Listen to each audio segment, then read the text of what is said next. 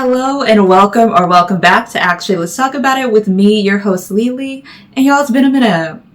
It's been a minute on the Patreon and it's been a lot longer than a minute on the YouTube channel. But I did give y'all some posts for Juneteenth and that little fourth holiday that nobody in their right mind will be acknowledging right now with this settler colony known as the US of A and how it's been going.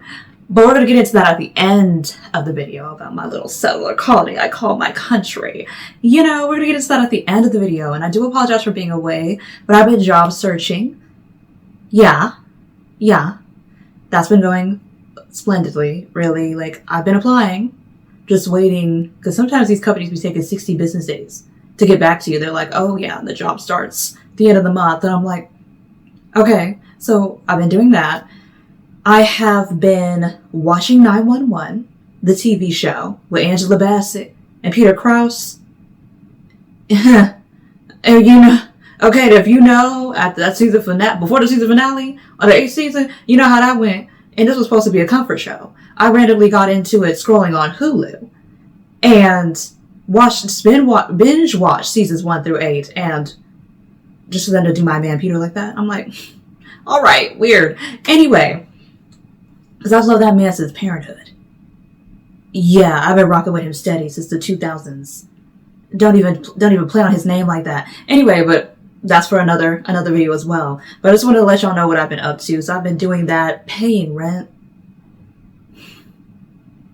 Yeah, seeing that go out of my account on the 1st did something to me spiritually. I had to recover for a few days. Anyway, you know, but this is what adults must do. But I was just like giving y'all a little backstory on where I've been, okay? Because I've been away for a reason. But now I'm back, and we're freaking doing a Giveon video. I promised y'all a Giveon video on the Patreon. I never promised nobody a Giveon reaction on the YouTube channel. On a Patreon since last year, 2024. But things happened, okay? But now I'm here, and we finally have a follow-up called Beloved. Oh, it's 14 songs. 39 minutes and 2 seconds is clocking in, honey.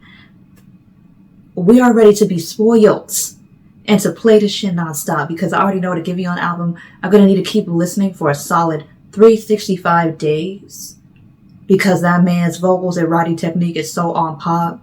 Shoot. I already know before I listen to it, it's going to be Grammy Award winning because they need to quit playing. They need to quit playing. And that's all I'm going to say. They need to quit playing. Yeah, I said it. And so, yeah, y'all, if y'all want to see the full version of this particular reaction, head on over to the Patreon. Head on over. I cannot do full album reactions on YouTube anymore. Even reacting to full music videos, yeah, I'm going to have to cease that too. Because they'd be, like, copyrights are there for a reason. But yeah, like, yeah. I just can't. I'm like, I don't want to potentially lose the channel. Because, you know, we don't know how these copyrights might change with the greed of these music corporations as years go on. So I'm just going to be on the safe side and put everything in full reaction mode on the Patreon. Y'all can just peruse and see what y'all like. Because I do have a free trial option for 7 business days. No, for 7 days. Not 7 business days. 7 straight days. And y'all can dabble and dibble and see if y'all really like it like that. But that's, you know, I'm going to put y'all on a little bit. And I might include a little code if you decide to subscribe to the Patreon. I might just do that for you. But yeah. So we're going to get into our patron shoutouts. So the first patron shoutout does go out to Clover Me. The second patron shoutout does go out to Holly. The third patron shoutout does go out to Yaki. Please let me know if I'm mispronouncing your name. And the fourth and final patron shoutout does go out to Jarvis. I'm going to say it's Jarvis. I could be wrong, but please correct me if I'm mispronouncing your name, y'all. Okay? But we're going to get into this because I am so excited. Like, give or take, I have loved that album. Take Time as well. And he had another one when it's all said and done, but I'm not sure if that counts as a compilation of his EPs or an EP in and of itself. I'm not really sure how that goes. But I will be revisiting those after this reaction sometime either in this month of July or in another month, but right now it's July 13th, y'all. It's Sunday. You know, Sunday, 3 p.m. Pacific Standard Time. And we're going to get into we're gonna get into this lovely album because I feel like we need to and we should. So I'm gonna get up the lyrics because for some reason, for some of these songs, the lyrics are not available and I need to immerse myself. So we're gonna immerse ourselves today and we're just gonna see where Giveon takes us on this ride. I've heard Rather Be. I've heard Twenties. I have not watched the music video for Rather Be. We're gonna react to that a little later on in this week. Okay, so I got y'all. But yeah, we're gonna get into it and just see what Giveon is gonna give to us here. So let's get involved here. Okay. I'll take it all back. We're playing for keys.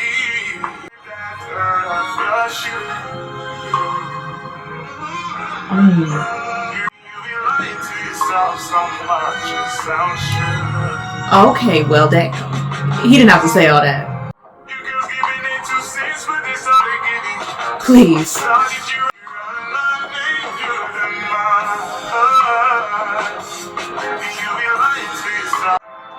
Before we get into Rather Be, before we get into that, he letting somebody know how he feels. And he letting somebody know how he feel. You ain't gonna be running my name through the mud like that. And I think, yeah, that's so California of him, being a California girly myself. I'm like, but from Northern Cal. I don't know, like, I'm not quite familiar with how SoCal girlies and guys get down, but he's from Long Beach. And I've heard some rumblings and some rumors about how some of the men get down in Long Beach when it comes to people lying on their name, especially that they've been in relationships with. So I'm like very familiar, very, very familiar with that. And that just goes for anybody. When somebody is lying on how the relationship went sour, everybody gonna be in their feelings about it because I'm like, well, that ain't even how it went. But there's always 2 sides to every story. I'm not sure what exactly he's alluding to. I ain't gonna make no speculations on who he's alluding to, but I got an idea in my head. And you know, there's always 2 sides to every story. And there's the third side, which is actually the truth. So I'll leave that there. But in his defense, this is the first song on the album titled Beloved. And yeah, he ain't playing. This is how he's starting it off for a reason. It's very intentional. It's giving that. And I'm really proud of him for at least saying his truth. And I love that. So we're just going to see. When he said your girl's giving their 2 cents, but that's all they giving, I need to really see who wrote this song because let me look. Because I'm like, who wrote that? Who wrote this song? Was it you, sir? Because I need to look at these credits. Okay. Yeah, it says Giveon Evans right there. Leon Thomas. Okay.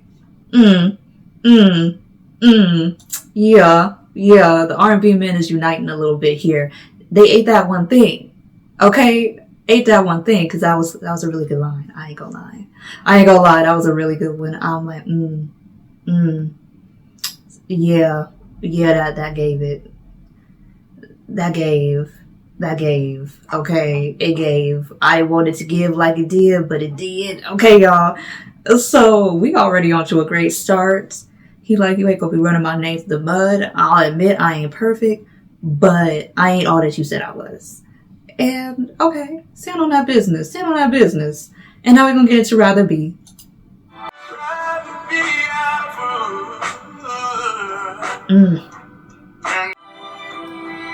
rather be a fool than believe in someone new.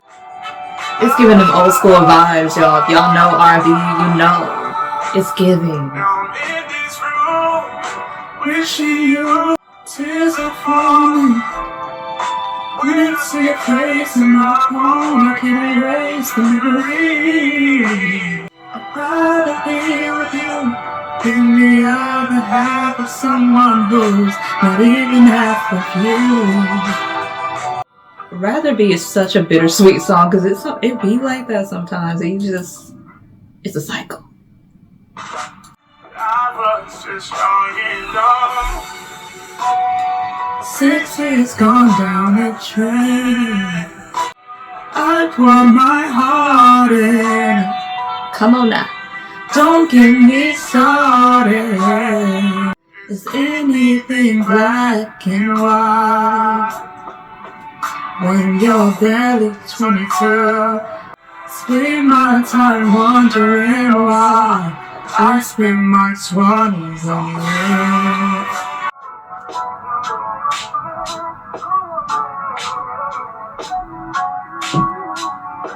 Is it even worth it? You look like you're moving on. Heard you seeing someone else's time, you're really gone. It's hard. You told me I'm the one, now I'm a stranger once again. Ooh. So how you been? All the nights in my arms, how could you forget? Wow. There was a lot to dissect there. Like, there was the color theory. What got me was when he said, my muse showed your colors, went blue to green. And I want to think about what does the color blue mean. So let's ask Google, our girl. Let's see what blue means. Okay, so the color blue generally symbolizes calmness, serenity, and stability, but can also represent sadness, trust, and intelligence, depending on the shade and context. Okay, now let's see what the color green means. Let's see what sis Google got to say. The color green generally symbolizes growth, harmony, and renewal. It is often associated with nature, suggesting freshness, health, and the environment. Okay. So let's put those side by side. Okay.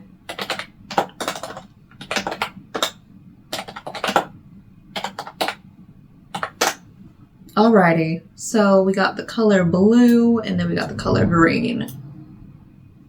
Stability. Okay, we're going to put that stability and trust for maybe his meaning in this song.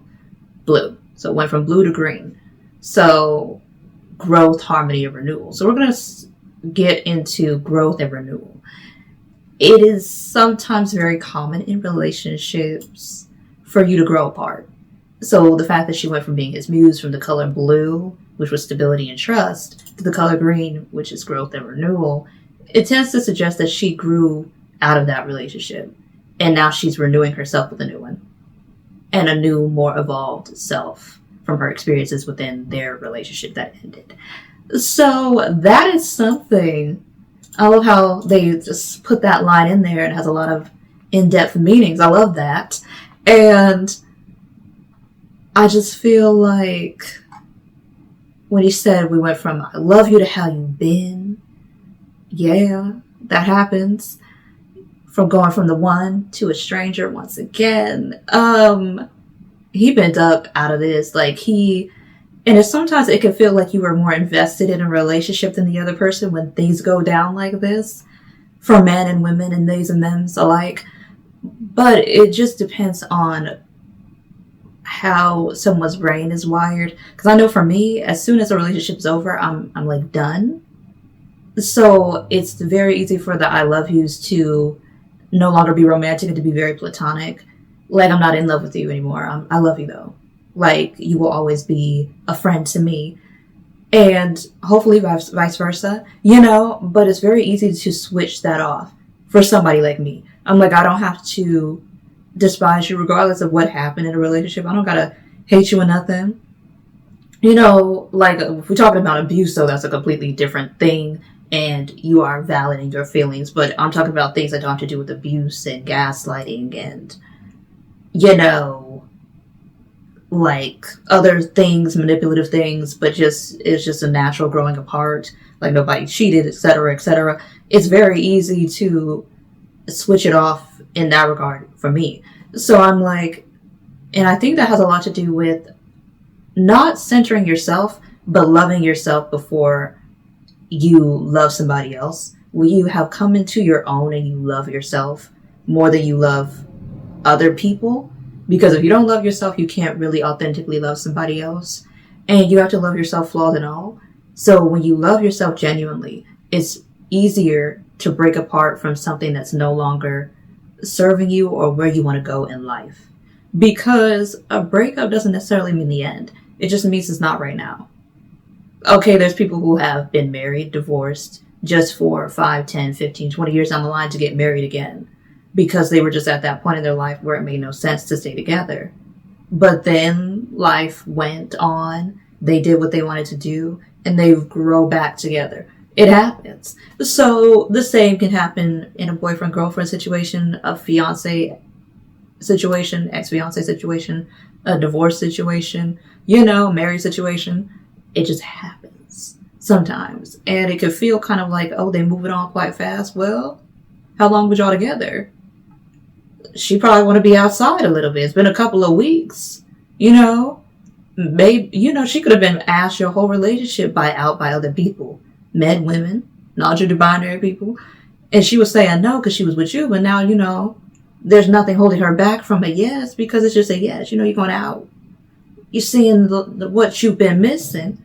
And it's not like it could sometimes be serious. It could sometimes be just to see what's out there now. It's been a minute. The dating scene changes continuously every month. Some people say every day, but every season it gets different and you have to adjust accordingly. She just out here trying to, live her life, Okay, but he, in this song, he feeling that. He's like, we just strangers now. Because you can't call people the same way you called them when you were in a relationship. You can't text them the same way you texted them when you were in a relationship. You literally have to unlearn every pattern that you've learned with them, depending on how many months or years you've been with that person. And if you've been with them for like 5, 6 years, that's a lot of intertwining your lives together that you have to unlearn in a short period of time. And it's hard for some, not as hard for others, but obviously he's saying seemingly like it's not as hard for her as it is for him. And that's what he's hung up on. And the fact that we're just strangers, like we're not even friends. And I'm like, you have to give yourself an adjustment period, sometimes 90 to 180 days to get back to that friend status after you've broken up with someone, because it takes an adjustment period. You can't be distracted by trying to maintain a friendship with someone you literally used to share the same bed with. Like, be for real. Okay, because you know what happens. Sometimes you end up falling back into the same old habits. Like, come on now, sir. Come on now. But I get it. But yeah, this is just the intermediate phase. After 2 weeks or 2 to 4 weeks after you've been broken up with somebody, it ain't always easy to slip back into friendship, especially if you were never friends before. If you were not friends before you were dating, oh, that is unfamiliar territory. If you were, it might be an easier transition. But if you were never friends before you started dating someone and you just jumped into being a romantic partner, oh, that's an adjustment for that ass. That's an adjustment for that ass. That's all I'm going to say. But, I'm glad that he's voicing his opinion, but I just have my few thoughts. Whether you agree or not, it's cool, because art is meant to be interpreted any way you so choose. But that was just my 2 cents. It went a little long, but, that's what I do. It's called Actually Let's Talk About It for a reason. Alrighty, so now we're going to get into Numb. Ooh.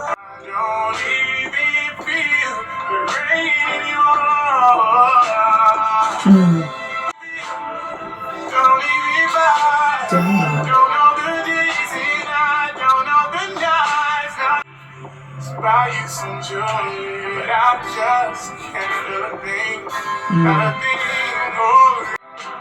Ever since you took my love,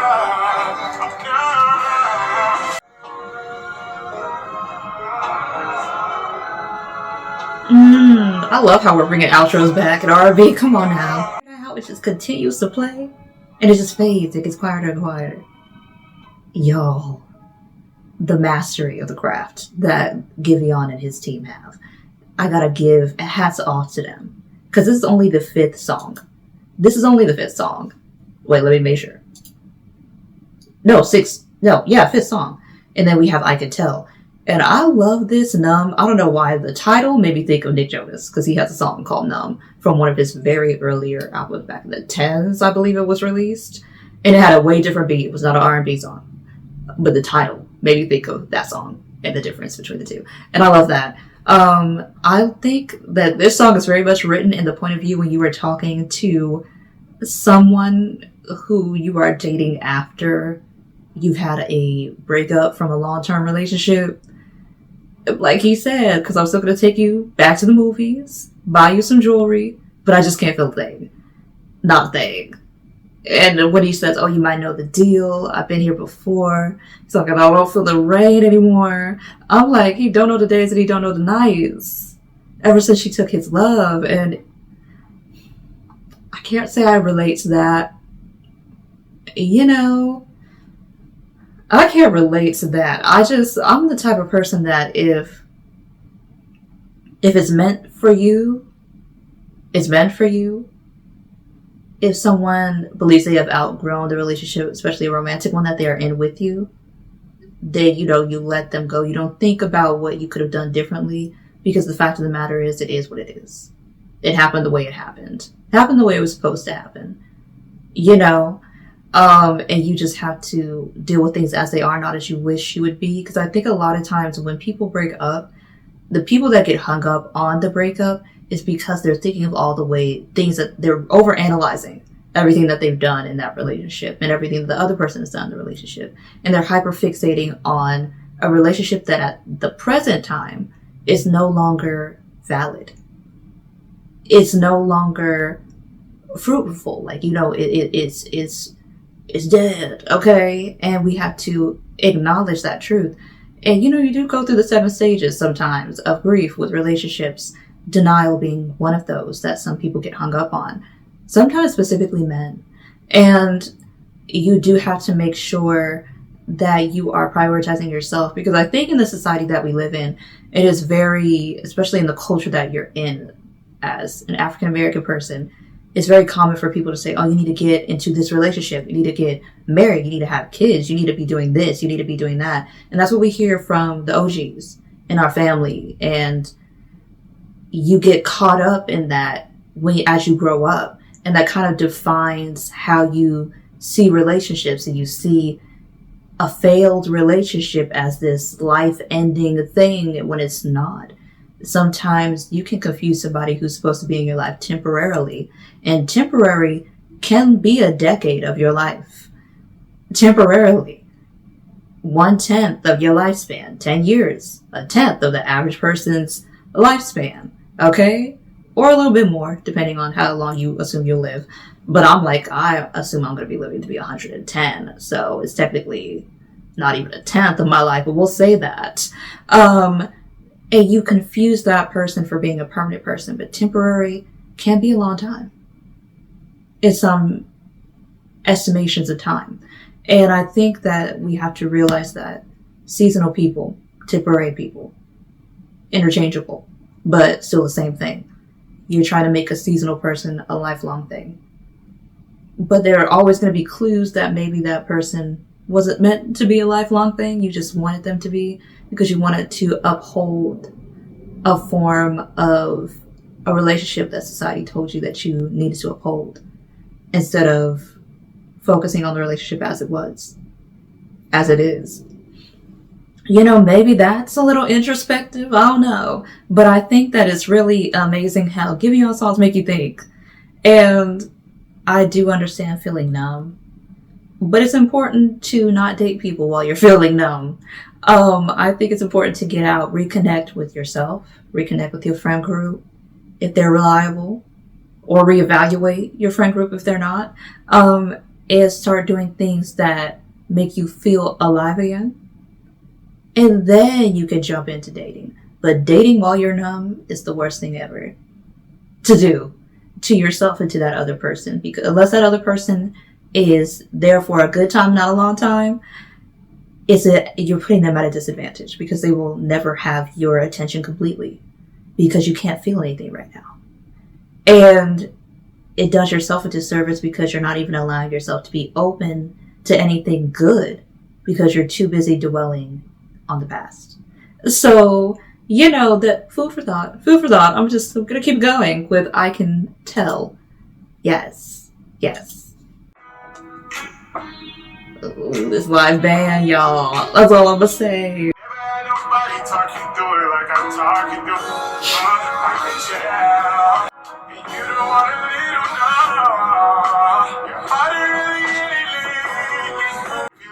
I'ma take his place, yeah. The message written on your face, yeah. Everything he taught you, it ain't nothing to me, I can prove it. Okay, sir. We see how you rolling.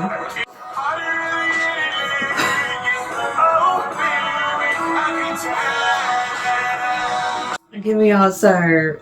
Okay. Side eye on that whole song. Cause why you dissing that man? This whole song, you was dissing that woman's man like nobody's business. And I need you to know I saw right through it. This was a diss track. I Can Tell is a diss track to that man disguised as a love song to his woman. Because obviously in this scenario that he's singing about, he is the other man and she's in a relationship with somebody else and he is still messing around with her. Alrighty. We listen and we don't judge, but we clocking. Okay, we picking up what you putting down in song. Because the way you dissing him like this, okay, like, never had nobody talk you through it like I talk you through it. Excuse me? Because come to the front immediately. I could tell everything he taught you, it ain't nothing to me. I can prove it. Okay. I can tell that he don't want to let you go, that you don't want a little. And you did not finish the rest of that part of the sentence. It just said no. We know what you was alluding to there, sir. Like that, this whole course is a diss track. You on your Kendrick Lamar levels right here, just a little bit, okay? Just a little bit. Okay, he took a page from Kendrick Lamar's book, and you know I love me a petty man that does it lyrically, too. I love that. I love me pettiness. When men do it, when women do it, when non-gender binary people do it, I love it. Especially in a song, I love it. I eat it up, okay? Your heart ain't really in it. I can tell. If you let me, I'm gonna take his place. Alrighty, sir. I don't know how we went from being numb to being the other man. But okay. Maybe that's why she didn't mind you feeling numb. Because she had her main man. And you was on the side. And you didn't mind being on the side because you was numb. But now you can tell she don't really want to be with her main squeeze. And she want to make her side piece the real thing. And that's what you're trying to coerce her. Coax her into. Not coerce her. Coax her into. Okay? Get her to get into that. Get into you. On a permanent basis. Not as a side seasonal fling. But as the main event for all seasons. I'm like, and dissing her man in the process. Oh heaven. Like, okay, Giveon, sir. Coaxing her into breaking up with her main man to make you the main man. Okay, sir. All right. It's called Beloved after all. All right. Now we got diamonds for your pain.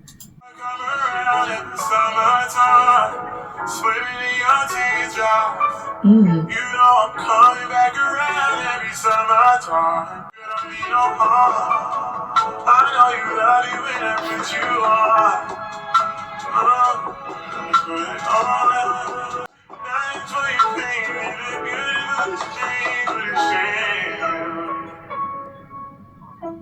good for the shame, for the shame. Like, he knows what he's done. And he knows what he's done. And before we get into Keeper, this reminds me of Summer Walker recently had a song called Spend It. And I'm going to bring up the lyrics because it's like the woman's point of view in regards to this type of situation. Okay, and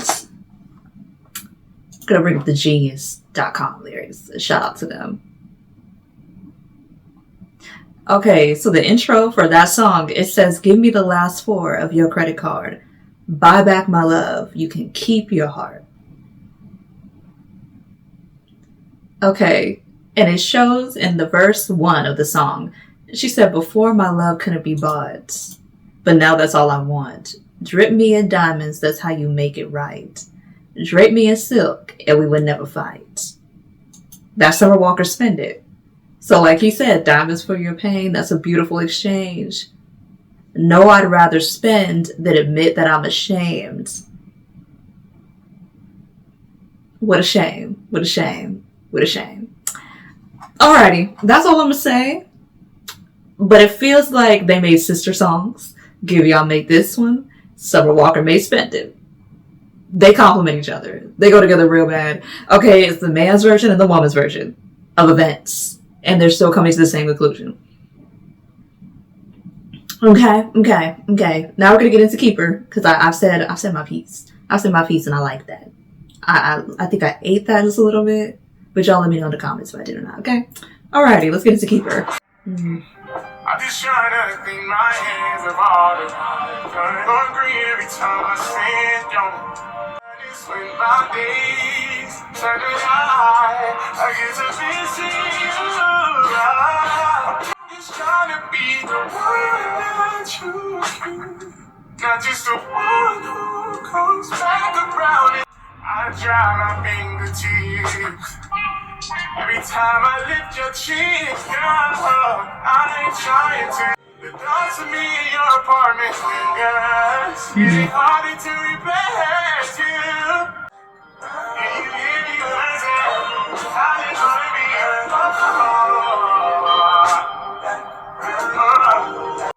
Wow. I like with this song, I'm not sure if he's talking about the woman from I Can Tell, or if he's talking about the person that is fine. I'd rather be 20s, strangers, numb, and possibly even diamonds for your pain. I'm not sure what one he's referring to, but it's somebody. Cause I'm like, ooh, I don't know.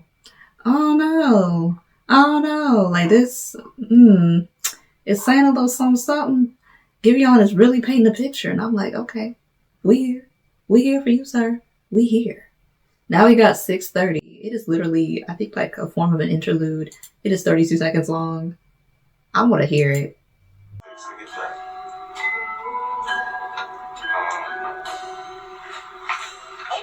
I'm gonna try again, Brian. If I don't get this one, I don't know. Alright, let's go.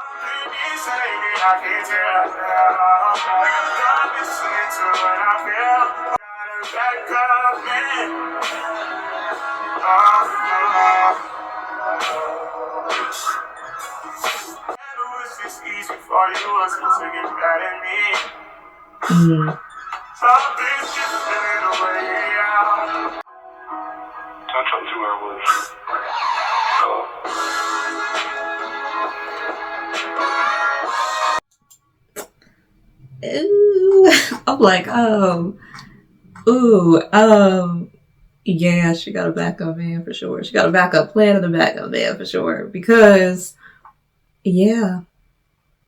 And you can tell, I don't really argue with people. You know, even if I was in a relationship with them, I still wouldn't, I'm not going to go back and forth with you.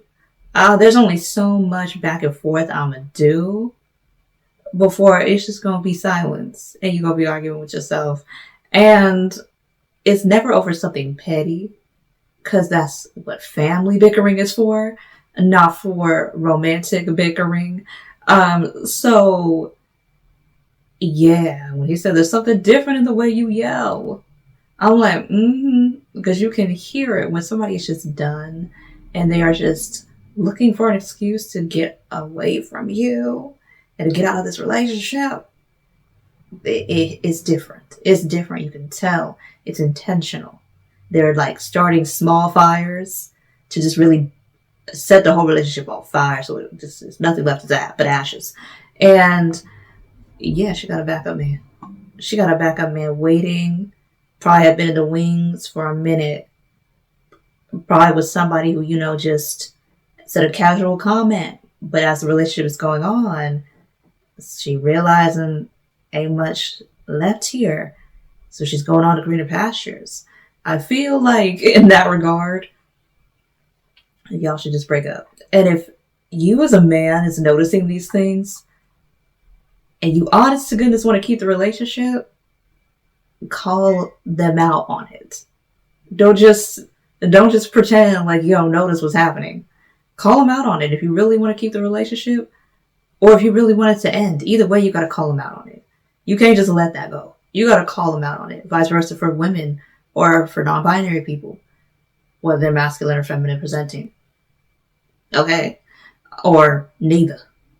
Okay? I'm like, you got to call them out on it in a relationship. If you feel like somebody is drifting, if you feel like they got somebody else that's not you, call them on their shit. See if that's what's going on, or just call them out. Do you even want to be in a relationship anymore?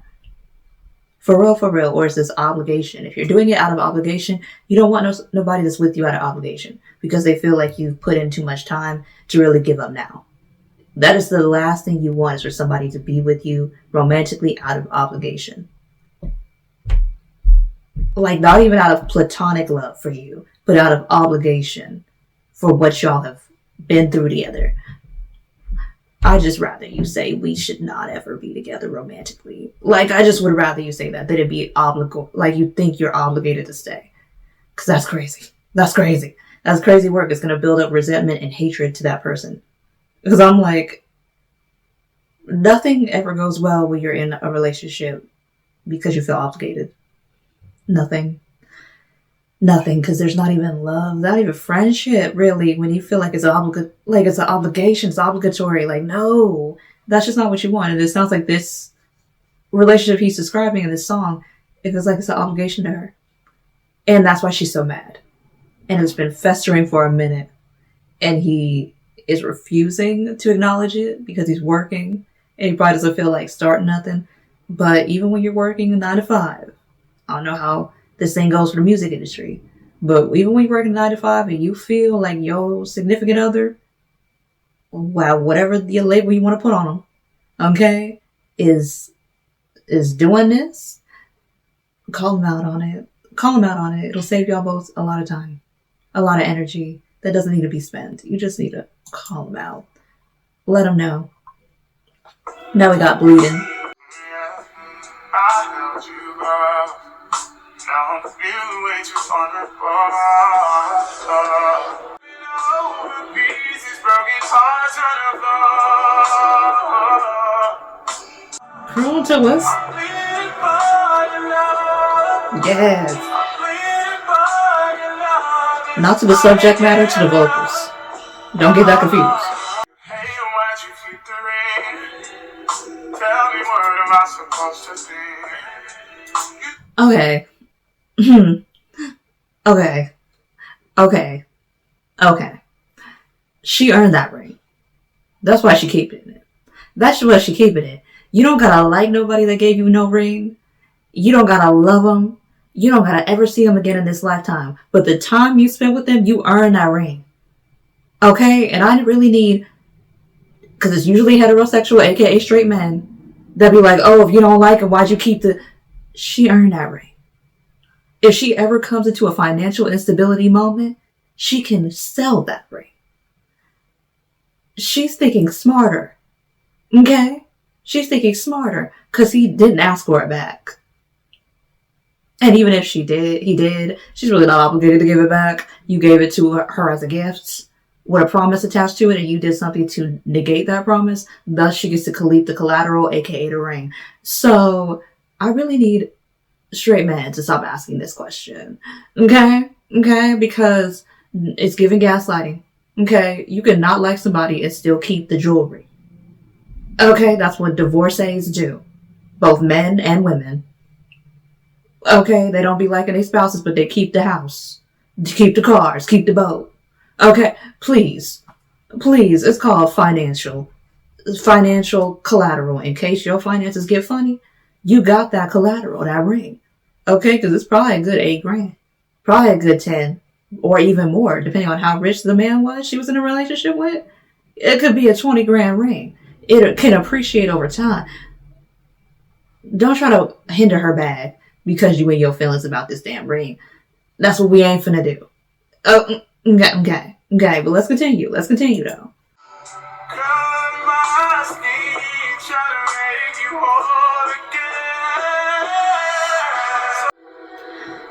I don't know, because I'm gonna say my thoughts. And this might rub some people the wrong way, but I gotta say it.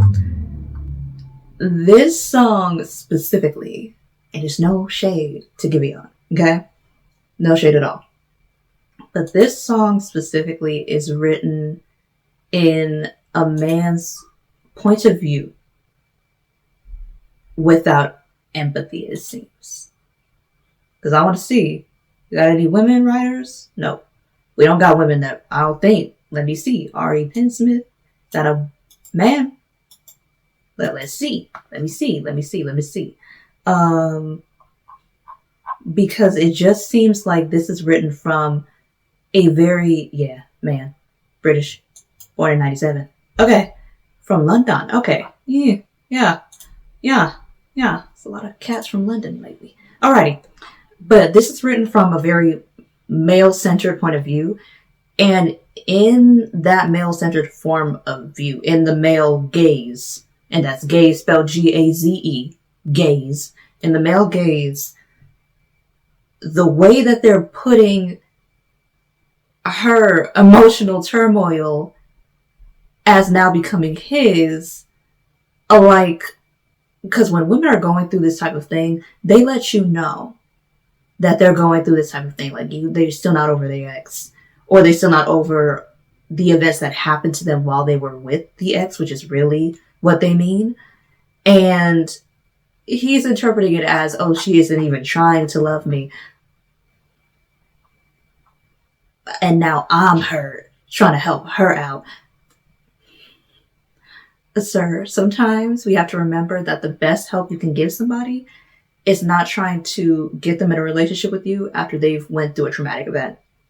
Because some relationships for not just women, but men can be so traumatic to where they're still in a state of a form of PTSD.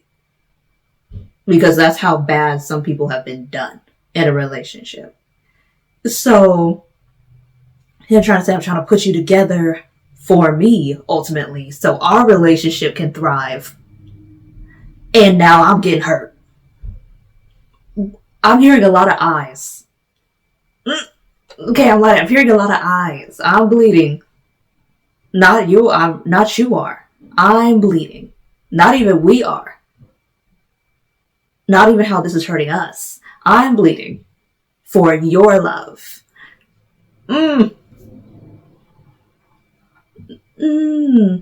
Okay. And then she obviously has a trauma bond with the ex. And you knew this. And you still pursued her. And now it seems like you're deflecting all of the anger that you should be putting on that ex of hers onto her. And all of the responsibility to untangle the mess that the ex most likely made for her on her to fix. And you're trying to shelter that weight. But it's cutting you deep. Because it's not going as fast as you would like it to go. And I think people need to be for serious. Especially us as straight people. We need to be for serious when you pursue a relationship with somebody who you know has been through shit. Okay, because there's no other way to say it. They have been through bullshit. They have been through tremendous shit sometimes. And it scars them. You can't just try to get in a relationship with somebody who's scarred. And their wounds are still bleeding. Their heart is still broken. Because it creates situations like this to where you're kind of gaslighting them into loving you, and they still haven't figured out a way to get back to themselves before they were in that toxic relationship they just got out of. And they're probably still finding ways to rebuild from the insecurities that relationship brought, the mental toll, the possible physical toll, the emotional toll, obviously, and loving themselves again as they are in spite of that relationship, and realizing that it wasn't your fault whatever went wrong in that relationship if you honest to God tried everything you could to save it. and that other person and yourself as well. So she going through all it is, and he making it about him. I had to point that out because it's so inherently human to do, but it's so common for not just men, but women to do it too. So we really got to meet people where they are, not where we would want them to be. And you really got to stop preying on people who are in vulnerable positions, because he's like, I held you close. Now I'm feeling way too vulnerable. You met her in her one of her most vulnerable states, and you still pursued a relationship with her, knowing that. Because I'm pretty sure this came up more than once before you became official. Okay, I'm like, you met her in her most vulnerable state, and now you talking about you way too vulnerable. We can't allow ourselves to prey on vulnerable women, vulnerable men, vulnerable people that have just gotten out of crazy ass relationships because, oh, I want to have sex with them now because they're free, they're single. Because that's really what it's about. It's not for them because, oh, I want to heal them. There's only so much sexual healing will do, and when it comes to women especially, that does not work when they are still emotionally tied to that previous relationship. It doesn't work. Not like that for us. It may work for men. Some men. It may work, but it does not work that way for women. It just doesn't. Not if you are still so emotionally vested in what you are lost, and you're still trying to get out of the pull that ex still has on you. A new relationship isn't going to cure that. Sex with a new man ain't going to cure that. It's psychological. And if you're not trying to help her psychologically, you're not going to get anywhere with her. And I'm going to just leave it there. I'm going to leave it there because I feel like that needs to be explained, because sometimes straight men be acting like they don't know that about women. We're very mental. Like, we rely on our mental intelligence, our brain function, our emotions as well. But a lot of the things, especially when it comes to relationships, is tied to mentality. And men need to understand that even sex for women is not tied to physical gratification. It's tied to how this man makes you feel emotionally and mentally while you are with him. That's how you get gratification from sex as a woman. So when you're not approaching a relationship with genuine intentions, you get a scenario like this. And that's all I'm going to say. Whether you're a man or you're a woman, you get a scenario like this. You get a scenario like this where you're so focused on yourself and not the person who's actually hurt, the person who's really vulnerable, which is the person you're in a relationship with. And this is a sign, if you are thinking this way, that you shouldn't be in this relationship, because you are not emotionally intelligent enough to help the person that you are lusting after, and you are not empathetic enough to not pursue a person who is this scarred. Because it's vile. Just a little bit. It's vile just a little bit. I gotta say it. The scenario is very vile. It's very predatory. And we have to acknowledge that. Because in a society where this type of thing is sometimes glorified, well, we gotta get with this person because now they're single and I don't care what they went through because I can fix it. There's things that you can't fix. There's things you can't fix. Okay, not when somebody is still emotionally and mentally attached to a relationship. You don't even have to be emotionally and mentally attached to the person, to the ex. It's about the relationship which you had, and now you don't have it. And the weight of that, when you're still stuck in your own head about it all. I'm gonna leave it there. Some people do not like that take, but that is the honest take. And we have to get to that point where we can use art forms such as music to really communicate how we be behaving. Because, yeah, this is a very, specifically for us people who are straight, aka heterosexual, this is something that a lot of us subconsciously think is okay to do, and it's not. And then we victimize ourselves. I'm gonna leave that there. You've been working my nerves. Oh wow. Never on time, but you make it right. Whenever I try that you have your way. Acting tough on me, won't get you. But you are too much for me. We were meant to be. I heard this is 7th Streeter, according to Genius. So let's see. Don't you come in here.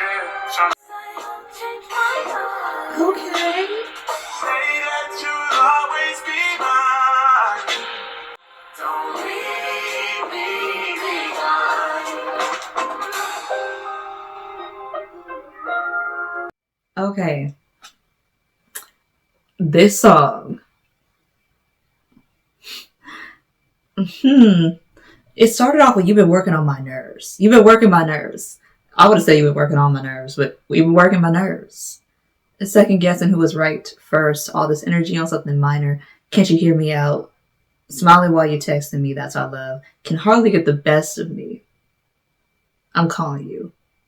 Cause girl, I need it. I need your attention with urgency. Okay.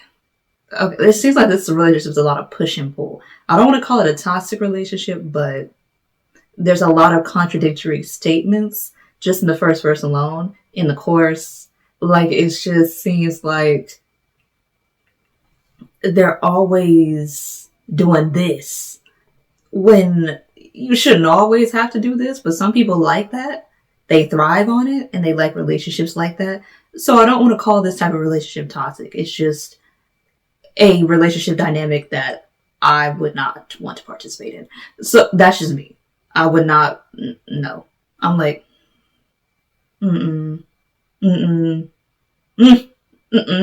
okay, because like it's just I don't like doing this. I don't like pushing and pulling with you. I don't like I like somebody who likes confrontation when it's valid. Like we talk about racism, white supremacy, talking about people who condone genocide and enslavement of my ancestors. Yeah, we can push. Okay, I'm like we can talk. Okay, we're gonna have conflicting opinions about that. We can get into an argument, a debate, whatever you want to call it, about that because that matters. But at home, no. I'm like, being a black woman in America is enough. I ain't dealing with this. I ain't doing no push and pull with a nigga at home. That's just me. I'm like, oh hell no.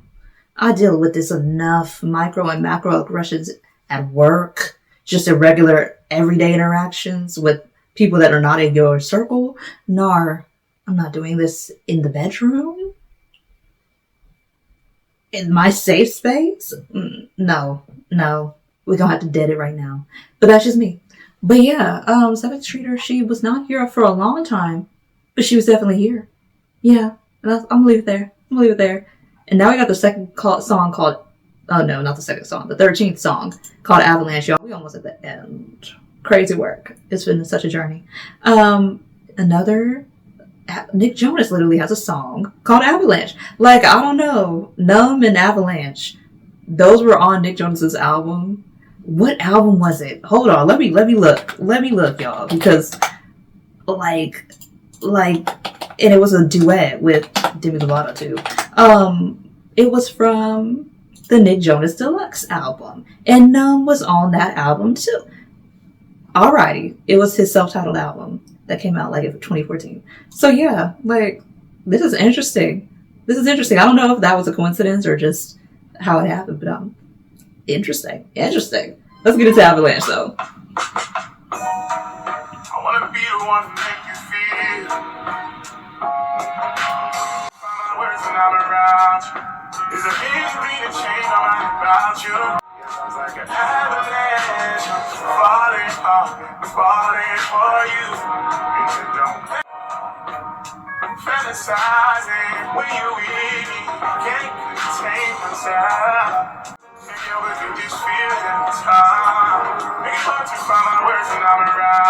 Okay.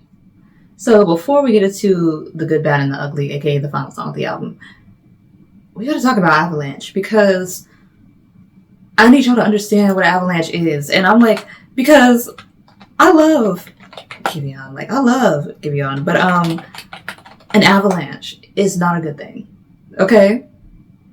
It's like the first meeting, obviously, is the avalanche that, we're all familiar with, that happens on mountains. A mass of snow, ice, or rocks falling rapidly down a mountainside? Yeah. Or a sudden arrival or occurrence of something in overwhelming quantities.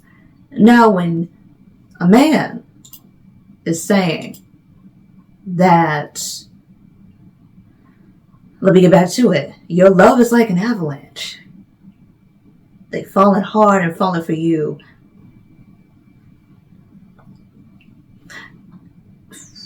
It's kind of like when somebody gives you butterflies. It's not a good thing. And I'm like, I don't want to feel like I'm being really critical in these last couple of songs, but I have to point it out because I think some people think that butterflies are a good thing. Butterflies are not a good thing. Somebody who is good for you should never make you feel nervous. It should never make you doubt yourself. It should never feel overwhelming, the love that they have for you. It should never feel overwhelming. Because in this instance, an avalanche is kind of like butterflies. But he's just feeling it as an avalanche of love. It's love bombing. It's love bombing. And that's what you're feeling. But it's fleeting. It is a disguise. It is not going to hold up in that relationship. And I think that, like when people say, oh, it's the romantic in me or it's the lover in me. And sometimes people love the idea of being romantic and love the idea of being a lover versus actually being one. And actually telling when someone is engaging you as such. And I think that's what these last couple of songs have shown.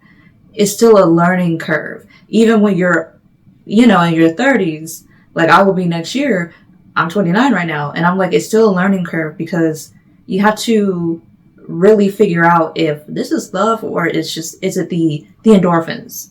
Are you just happy? Are you just happy really? Like the endorphins, they could be addicting and you feel like they're just like, they make you feel good and it relieves any pain that you're feeling. And you're like, ooh, I'm just loving this. I'm loving this. So pleasurable activities like laughter and sex release endorphins. So when you hear these type of songs, you have to say, is it really love or is it the endorphins talking?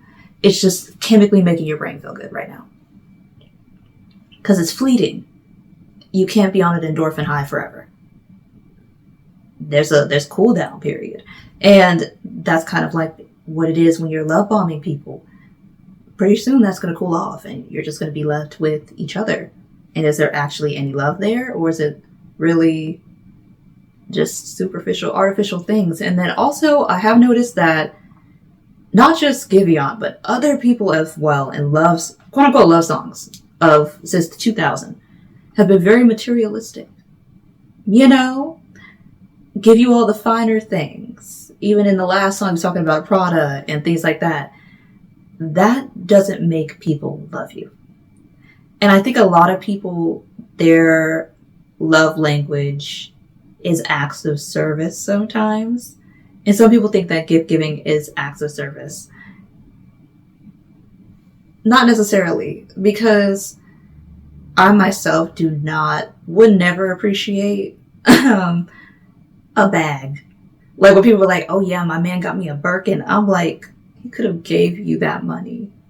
And he dropped high five, low six figures, possibly seven figures for a bag made from stolen goods from the continent of Africa. And you think that's a flex? I'm not judging, but for real. And that's with all these fashion houses. They steal indigenous people from indigenous designs and patterns from people in Africa, indigenous materials from people in Africa, in South America, aka Mesoamerica, from Asia, and they rack it up at their European fashion houses for thousands, tens, and sometimes even hundreds of thousands of dollars. And you're paying that willingly for stuff you could have had actually indigenous people from any of those places make for you at the highest, maybe 4 figures. when did capitalism have you in a tizzy like this? I'm like, just saying, like, I love me a Telfar bag. It's Black owned, ethically sourced, and supports anti-genocide initiatives. I love that. I love that all day. I love that down. Yes, I'm all for that. But there's nothing about a Gucci, a Prada, none of that is going to get me hot and bothered when a man gives me that. I'm like, sir, you can take this back. Do you have the receipt? Because obviously you don't know me, because this is not my thing. Like, it's not my thing. Okay, if you want to pay a rent up for me on a lease, on my property, if you want to buy me land, make an escrow account for me, that's my love language. Financial responsibility. I'm just like, but spending frivolously because you think I want shit I'm not going to use? Even a car, I don't drive. So, okay, I love being a passenger princess. If somebody bought me a car right now, I'm like, return that and give me the money. Because that's what I want. Thank you for the thought. It's the thought that counts. Sweetness. But just, direct deposit me a little change, a little money, It's cute. But yeah, like in the fantasizing, when you with me can't contain himself, even when he's present with her, he's not there. He's fantasizing about the future instead of being present and realizing, is this really a relationship that's going to grow into what I have planned for the future? You see, it's that expectation versus reality. You're so into the expectation that you can't even focus on the reality. I'm going to leave it there. Now we're going to get into the good, bad, ugly. Ooh. Tell me what it is. Why don't you please? I'm not in a hurry. I love you because you love me. You did good, bad, ugly. What happened to the moment always been my favorite melody. Take it down, so don't have to all the time. Are you feeling up your lungs with the smoke that is on and out? I see that you run me down to the ground. What do you while you run your mouth? I stick around. It is just that. Good, bad, ugly. Emphasis on bad and ugly, because damn, this is not. Run for the hills, y'all. Run for the hills. What a good way to, what a way to end the album. I think I would say, what a way to end the album. But damn, can we go back to the pre-chorus? Are you drinking to get numb so you don't have to hold your tongue? Are you filling up your lungs with the smoke because you're done? She's abusing substances that she never abused before she was in this relationship.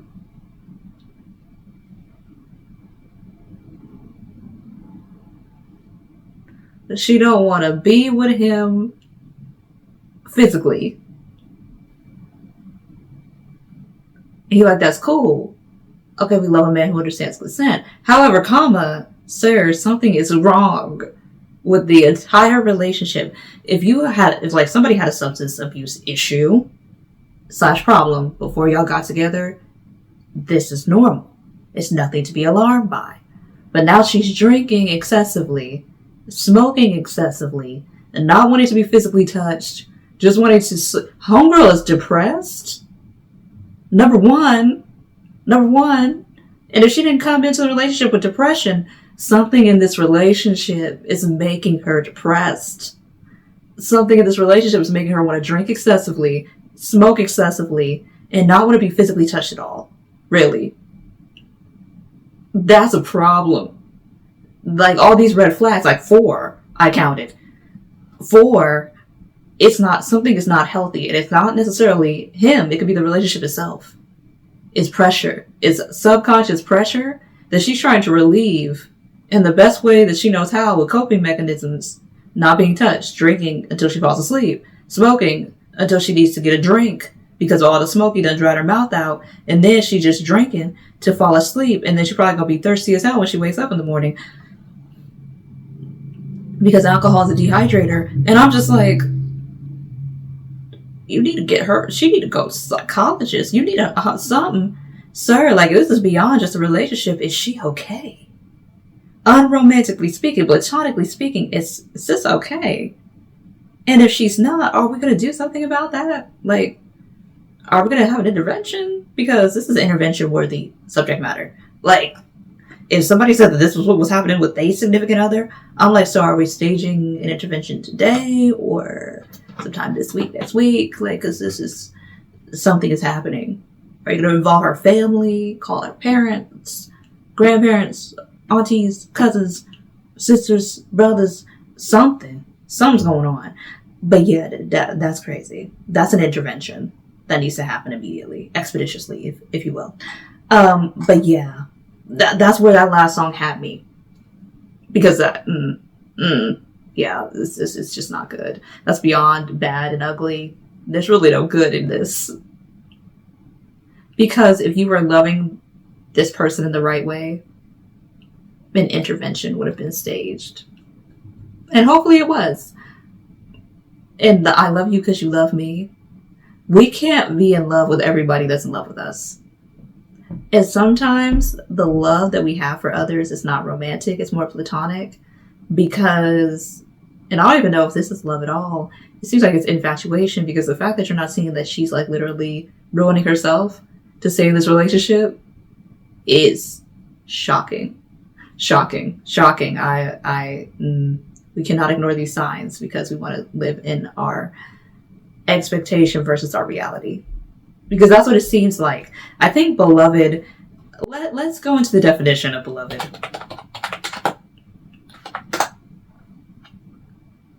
Dearly loved, a much loved person.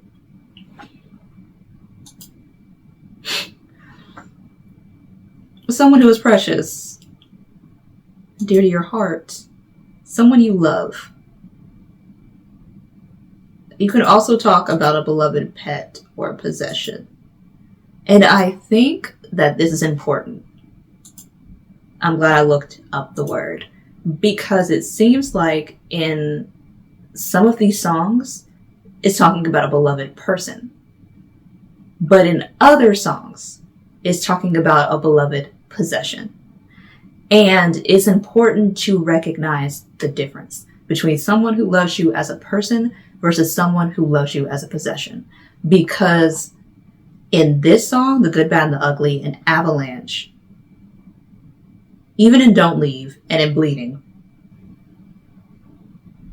and in Diamonds for Your Pain, it's giving the viewpoint of someone who beloves someone as a possession.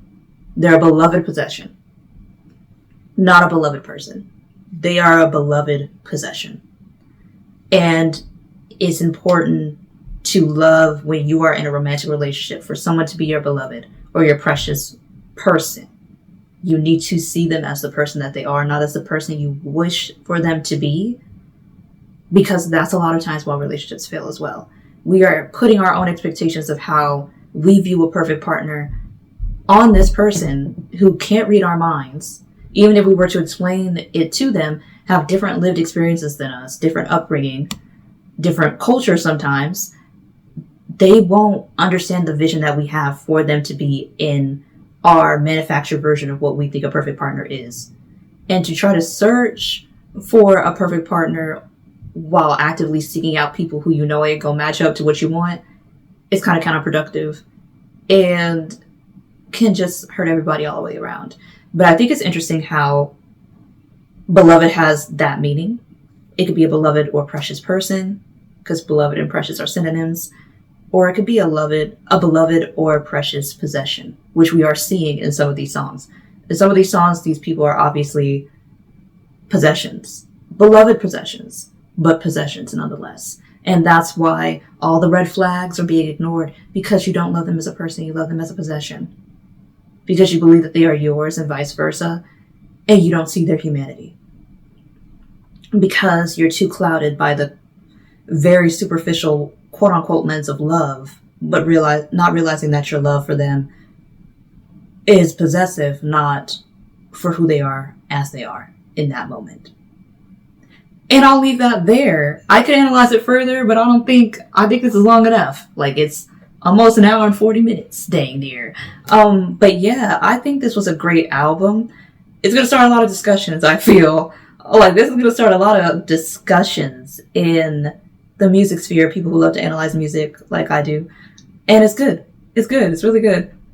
And I'm really proud of Giveon for giving us work, because give or take, was taking it.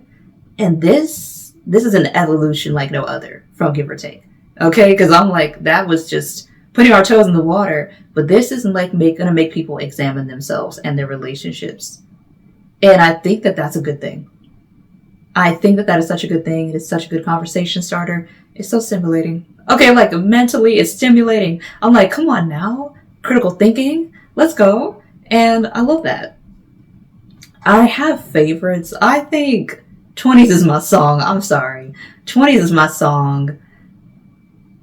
Numb is my song as well. I think that it just happens that way. I can tell it's so devious in its diss track nature that I have to put that in the top 5. Keeper, because he wants to be kept so bad, yet is not really doing anything to be worthy of being kept in some regards. And then Mud, just because, yeah, like it was a passive way of saying you got one more time. Like, you know, that's all I'm gonna say. That's all I'm gonna say. But yeah, y'all, I give it a 10 out of 10. Like, just for the introspective thinking that I did during this entire duration of this album, from start to finish, 1 to 14. Giveon, come on now. And the people who helped him write it too, come on now. Because now I'm starting to feel like certain songs were written a certain way on purpose. That's all. That's all. Especially Bleeding. I feel like it was intentional. So yeah, I love it. I love it. I love the thought-provokingness of it all and everything like that. So y'all, you have officially made it to the end of my album reaction to Giveon's beloved album. Make sure y'all check it out wherever y'all stream music. Buy it too. I think it's like on Giveon's website. I think it's like $7.99 right now. And I think I would definitely buy this album. Let me check. I'm gonna see if the price has changed. But you can get the digital copy of this on shop.giveonofficial.com. $7.99 for the whole album, y'all. So don't forget, if you really enjoyed the album like I did, to buy it. Because why not? Stream it if you don't feel like buying it, or you know, you got other things to spend your money on, because you know, it is unique right now in the US of A, okay? And I understand that. But thank y'all so much if you're watching this reaction. If you're watching this video on Patreon and you are a patron on the Patreon, thank you so much for being a patron. Your support is so very much appreciated. And if you're watching this reaction on YouTube and you're subscribed on the channel, thank you so much for being a subscriber, y'all. Don't forget to like and leave your comments about what you thought about the album, if y'all listened to it, or what you thought about my reaction to the album. Yeah, do that. And also, if you're on YouTube and you've made it all the way to the end and you have yet to subscribe to the channel, do not forget to do so. Support a sister, okay? Support it. Anyway, so thank y'all so much. Now we're gonna get into our moment of solidarity, because we do have a lot to discuss. There's a lot of things. I don't want to say shit. A lot of things. But I did say shit. But there's a lot of things / shit happening right now. Especially in the US of A. This settler colony ain't gonna worry me none. And I've said that so many times, but I need to keep saying it so I don't stress myself out. This settler colony ain't gonna worry me none. Okay? The way that this government is moving is so tacky. It is so subpar. It is so musty and grimy. It's just ugly. Okay, it's just ugly to see. And I'm just like,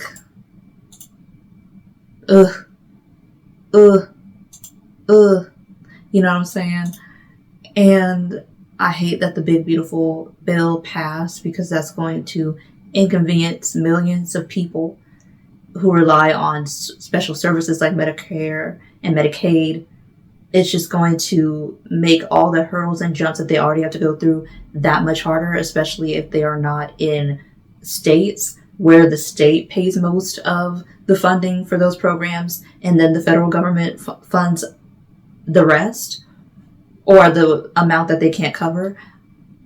It's going to be real tough for those people. And what's sad is that most of the areas that will be affected will be the areas who voted for this man in office.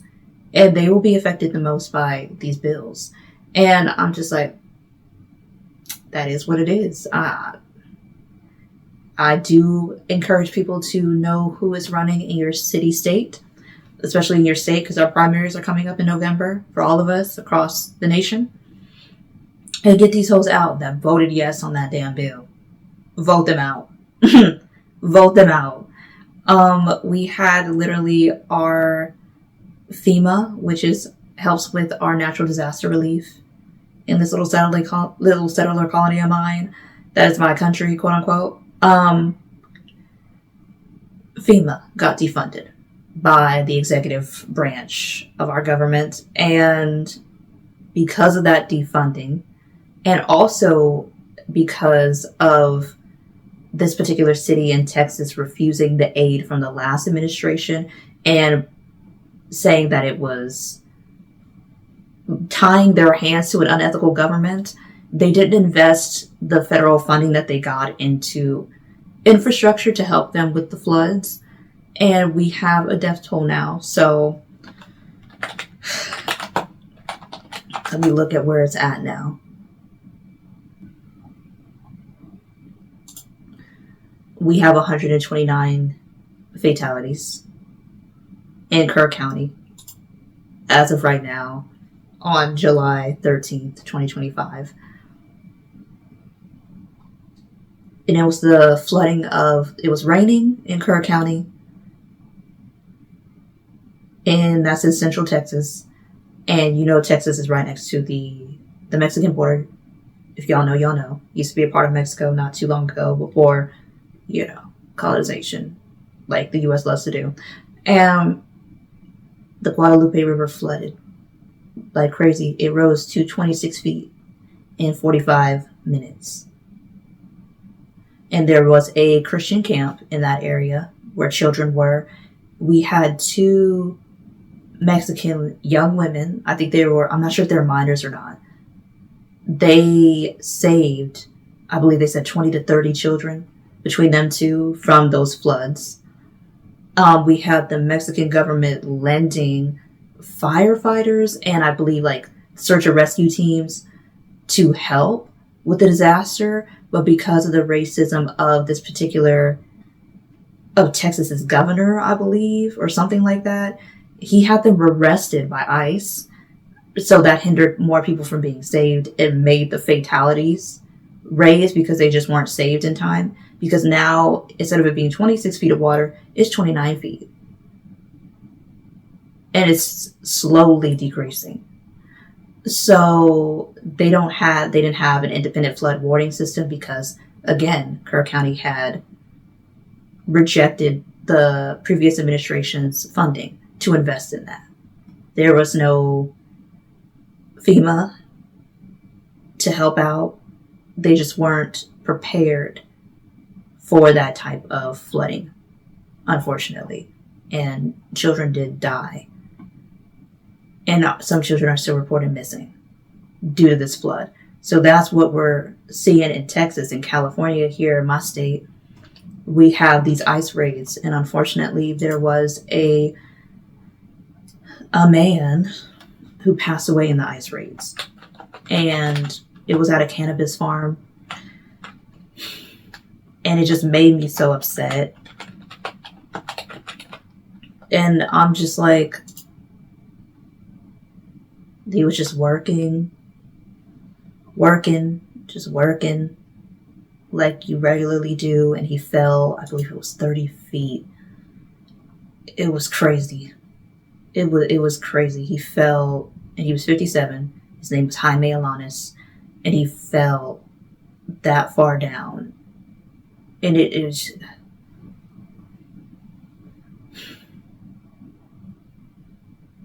it was just not right. And I think he was just startled by ICE's presence. And so he just climbed up there.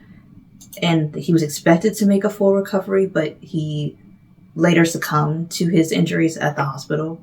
And he left behind a wife and a daughter in Mexico who he was actively sending money to. So it's just like crazy things like that. And now people are pushing. Now we have California judges, both locally and federally, restricting ICE from doing any type of arrests in California because they shouldn't even be here. We are a sanctuary state, always have been, always will be. And at this point, it's just pushing it further to the point to where if this administration keeps acting this way, I'm pretty sure California is going to annex itself from the U.S. We have actively been trying to annex ourselves for, I think, over a century now. Longer than Texas has, for sure. And this might be the biggest push that is needed for California to become its own country. Because technically we could be. We could be our own country. So that is being discussed as well. So there's just a lot of things happening in the country. People are worried about livelihood. They are worried about accountability. They are concerned about finances and things becoming expensive with tariffs. And valid. All of it is valid. Just don't forget to rely on your local aid organizations. Don't forget that even with cutbacks, we still have food banks. We still have soup kitchens regionally, locally, statewide. Some states that might be harder, but look into the programs that are not offered by state, but by nonprofit organizations that can help you financially, that can help you with rent payments. Look into these things, research, okay, because research is the best remedy for financial difficulty. Make sure you're looking for grants. Make sure you are looking for nonprofit funds that you can have access to from these different community-based organizations. So remember that. And then we have what's going on in the rest of the world. Congo has had a time. My government is still interfering in Congo, trying to broker deals between the Congolese government and different European countries or settler colonies started by Europeans, including my own, and trying to exploit Congo ethically. And I really for that. Free Congo from that puppet man in office, because he loves to be a puppet for white supremacists and white people that want to steal the resources of Congo, and other people of color who want to steal the resources of Congo, because it's not just Europeans. There's Asians involved, okay, both East Asians and West Asians, and I ain't gonna get into specific countries, but I could if I was provoked.